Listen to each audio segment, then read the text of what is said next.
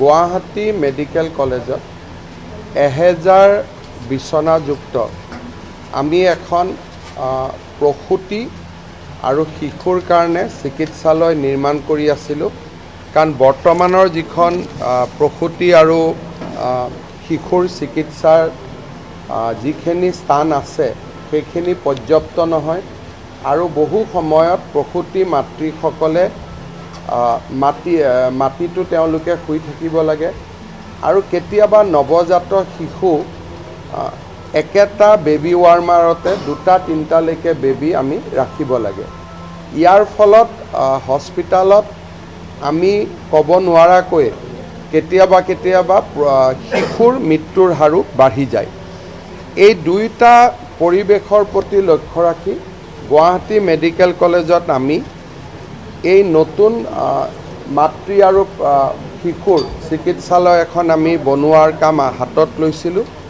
375 কোটি টকা ব্যয়েৰে ইয়াৰ প্ৰায় 70% নিৰ্মাণৰ কাম শেষ হৈছে। 2025 চনৰ এপ্ৰিল মাহত যাতে এই চিকিৎসালয়খন আমি সম্পূৰ্ণ কৰিব পাৰোঁ তাৰ কাৰণে এই প্ৰজেক্টটো আজি মই চাবৰ কাৰণে আহিছিলোঁ। ইয়াৰ উপৰিও মেডিকেলত মই এঘণ্টামান থাকিম। আমাৰ পেচেণ্টসকলে কি সুবিধা পাই আছে, কি সুবিধা পোৱা নাই।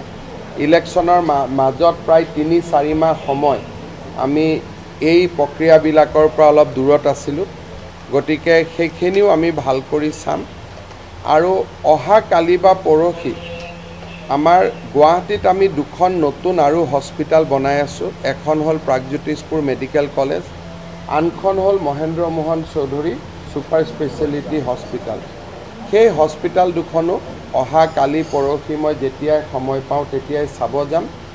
মূল লক্ষ্যটো হ'ল যাতে চিকিৎসাৰ ক্ষেত্ৰত সাধাৰণ ৰাইজে যাতে কোনো অসুবিধা ভোগ কৰিব নালাগে, আমি পৰ্যাপ্ত সুবিধা আমি সৃষ্টি কৰিব পাৰোঁ। গুৱাহাটী মেডিকেল কলেজৰ কেঞ্চাৰ হস্পিটালখনে ৰাইজক বহুত সহায় কৰিব পাৰিছে। আমাৰ কাৰ্ডিঅ'লজি আৰু নিউৰলজিৰ ওপৰত আমি যিটো CN চেণ্টাৰ হিচাপে কৰিছিলোঁ তাৰ পৰাও মানুহ উপকৃত হৈছে। এতিয়া এই মাদাৰ এণ্ড চাইল্ড হস্পিটালখন সম্পূৰ্ণভাৱে পৃথক হৈ গ'লে ইয়াৰ পৰাও মাতৃ আৰু শিশুৰ আমাৰ বহুত তেওঁলোকে সুবিধা লাভ কৰিব পাৰিব। এই হস্পিটালখন হৈ গ'লে পুৰণা মেডিকেল কলেজত বেছিকেলি মাত্ৰ 3টা ডিপাৰ্টমেণ্ট থাকি যাব, চাৰ্জাৰী, মেডিচিন আৰু অৰ্থপেডিক্স। বাকী গোটেইবোৰ ডিপাৰ্টমেণ্ট আমাৰ নতুন ৰাস্তাৰ নতুন ফালে আহি যাব। ইয়াৰ ফলত মেডিকেল কলেজত অহা লোকৰো এটা বিতৰণ হ'ব। তাৰ ফলত যি আমাৰ ইনফেকশ্যন আদি হয় তাৰ ওপৰতো আমি বহু পৰিমাণে নিয়ন্ত্ৰণ কৰিব পাৰিম বুলি মই আশা কৰোঁ। 2021ত আমি যিমান প্ৰকল্প আৰম্ভ কৰিছিলোঁ 2025ত যাতে আমি শেষ কৰিব পাৰোঁ।